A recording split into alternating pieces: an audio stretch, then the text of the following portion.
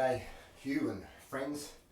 I thought I'd address some of the issues I tried to explain in the written text that was full of words and lengthy, and really Facebook is no place for this kind of discussion. And I really appreciate you engaging with me on this. I mean, I could be completely wrong in some of my applications of this knowledge, but the knowledge I'm about to share I'm not wrong with. This is anatomy and physiology, this is neurology, this is the way the body functions. The question is, how do we apply it out there when we're doing sorting stuff? So there are three. There are two types of movement control that I think are pertinent to this discussion and that I highlighted in some of my words. And the first one of those was what we would call a reflexive kind of action of the human body. And the second one is what we would call voluntary action. So where the musculoskeletal system is concerned, we have reflexive action. So if someone tries to poke you in the eye, you reflexively blink your eyes. It's called the corneal reflex. Okay, when babies are born, there are certain reflexes that they have. You put a finger in their hand and they'll grip the hand reflexively. And some of those disappear over time and some of them remain. The second thing that I was talking about, or that I want to talk about, is what we call a voluntary movement. Voluntary movement implies we have control over it. So every time we swing a sword, that is a voluntary movement. I have learned that skill and I choose to execute that skill at that moment in time. Now, these are the two kinds of movement I was interested in and talking about. Now, there are other types of movement in the musculoskeletal system, but we're not going to worry about those today. For the reflexive work, I was talking about what we call the crossed extensor reflex. Now, the crossed extensor reflex says that when I move an upper limb, for example, forward, the opposite limb will also move forward in that action. At the same time, the opposing muscle, so this leg here will move back, and this arm here will move back. So I get this kind of marching action going on.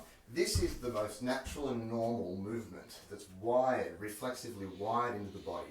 And where it begins is centered around the spine. It's to produce optimal stability around the spine, in the same way that you would bring different guy wires down from a suspension bridge, for example, or from a large pole. You might pull guy wires down like this, and if they're placed at the right place with the right tension, it generates quite a stable, though flexible, otherwise flexible rod. The same thing occurs with our spine, that all these muscles are wrapped around in slings around the center of us, and when they activate in the right sequence, at the right time, with the right tension, which is usually a very submaximal contraction, say between 2 and 10%, up to an average of about 4 or 5% contraction, 5% of their maximal contraction, to create stability around the spine. This is really important. Now, the crossed extensor reflex serves a different purpose, or an additional purpose to that. It starts with what we call the flexor reflex, or the flexor response. Another name for the flexor response is the withdrawal response. So if you imagine putting your hand onto a hot plate, you instantly withdraw it. Now that withdrawal occurs before you've even registered that there is pain. It's a reflex. It's wired into the central nervous system down here at the level of the spine. And then afterwards it sends signals, or while it's happening it sends signals to the brain where it enters into your conscious mind and you become aware that that hot plate was hot. It's a withdrawal reflex. Now the crossed extensor reflex, it occurs in reaction to that. So when we have this withdrawal happening, the flexor response, then the extensors of this arm push that away. This is a physiological reality. The two work together. So if you look at this picture here, if I am combating with someone in this position here, and I've got a single hand and a single hand there, doing my thing with my sword and my buckler, for example, just as a random example. If I come in here and I sense a threat coming toward me, I don't know, maybe the point of an opponent's sword coming toward me, my response is corneal reflex kicks in. I might override that reflex, but it's still there, and my withdrawal reflex kicks in. So I withdraw from here and bang, I elicit this contraction. Now what I'm doing there is I'm rotating my body around, we'll get to that shortly, to push it away. The other thing I do is I train myself to thrust out or to cut until that kind of overrides the reflex. But even though we override the reflex is still there. Now here's the thing about the human body. When we train the body physically, what we're doing is we're manipulating the body's natural physiology, okay, how it wants to function. So when I lift weights to get stronger, I'm manipulating the fact that when I lift weights, I'll get stronger. Okay, so I'm manipulating the activation of the nerves. The nerves then kind of activate the muscles with their motor unit recruitment. All of these things are happening together. And when I train them, I very specifically overload them so that I get stronger in a certain pattern. The same thing happens when I train. When I get faster with the blade, all I'm doing is inadvertently training the body's natural response. I'm amplifying it, I'm honing it, I'm making it do what I want it to do rather than just let it develop haphazardly or in response to the stressors. It's not really haphazard, it's actually in direct response to the stressors the body undergoes.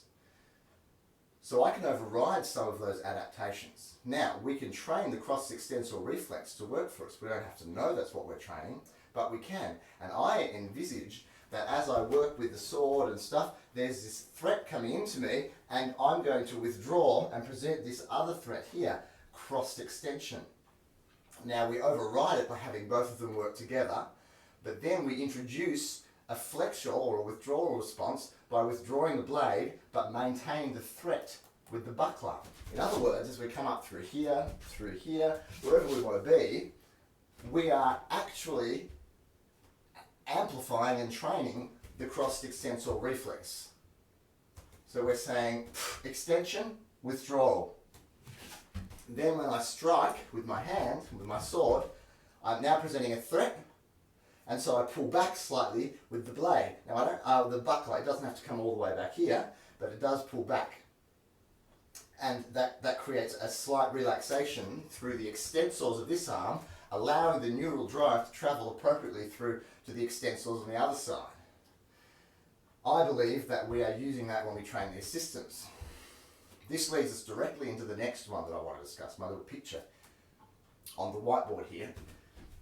This is the voluntary control, which is the one we use to override the reflex. So the voluntary control, the one that I mentioned was what we call the anterior and posterior oblique subsystems.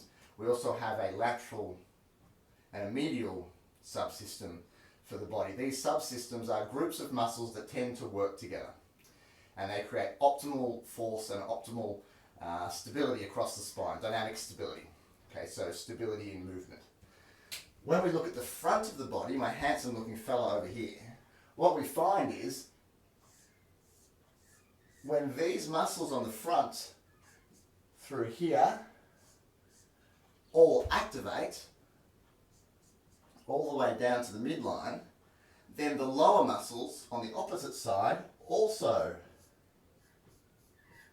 activate all the way down to the inner thigh in here. So it creates this oblique subsystem of muscles that are activating. And that's where we get this left-right kind of marching thing going. Now, at the same time that we get these ones here activating, at the same time that we get those ones activating, on the opposite limb, if we flip over, on the opposite limb, okay, we have, so we've got this cross here. On the opposite limb, you have to do a mental Tetris in your head. We then get an activation, not those, an activation of these muscles through here. And we get this cross in an oblique pattern there. So all of a sudden we have an oblique subsystem on the anterior activating at the same time as the opposite oblique subsystem on the posterior. The front is the anterior, the posterior is the back. So that means that when I walk, when I put my leg forward like this, what wants to happen is my body actually wants to do this action here. Now for sword fighting, that's counterintuitive. Therefore, sword fighting that we do, the Kunst des Fechten is counterintuitive to how the body wants to train, which is one of the reasons many people find it difficult to learn. So how does this apply to what I'm talking about here?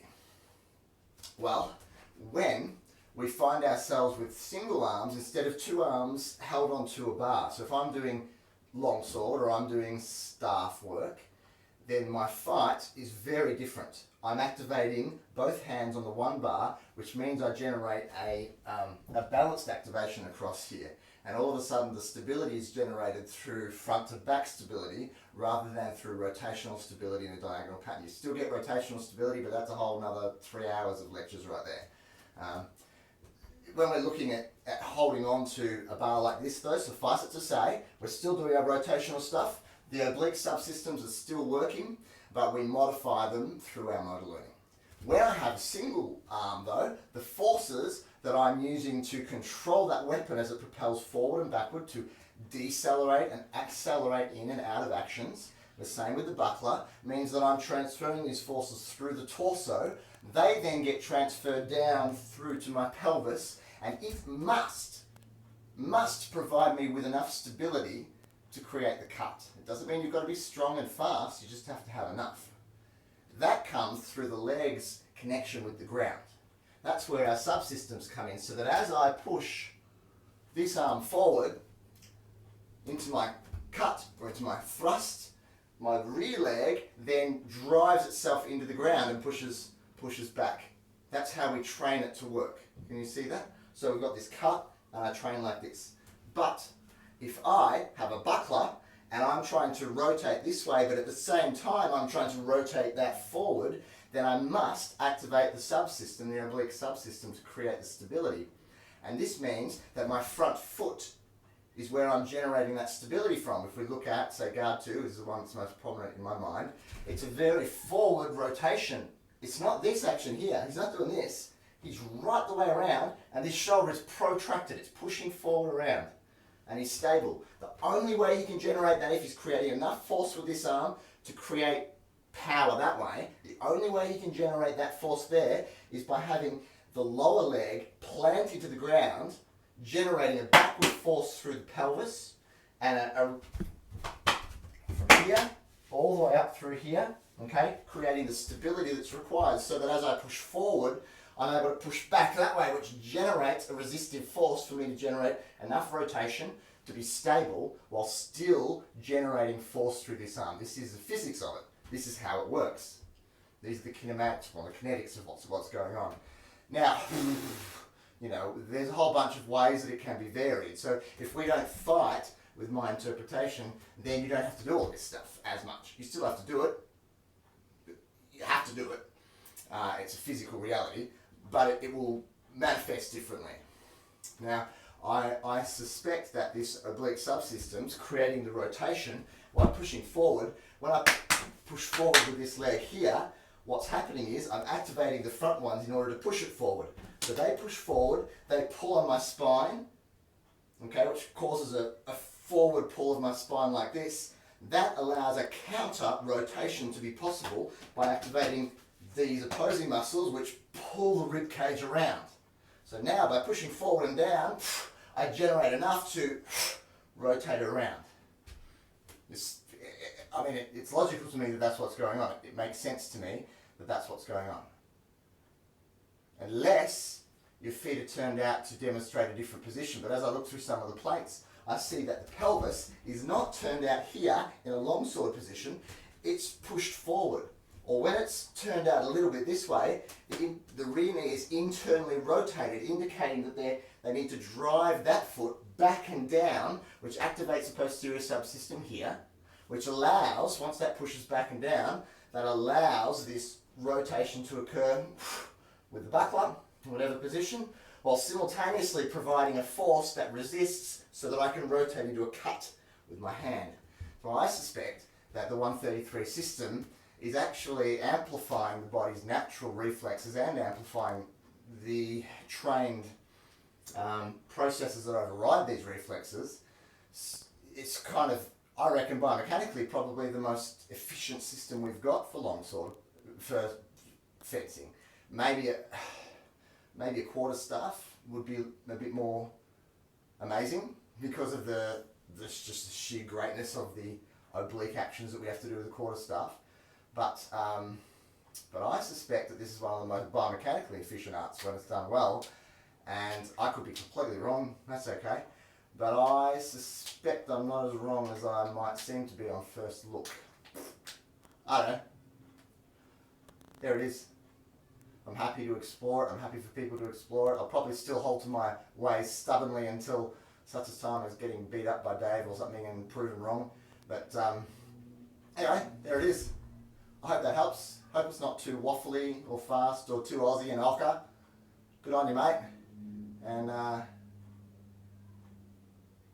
goodbye.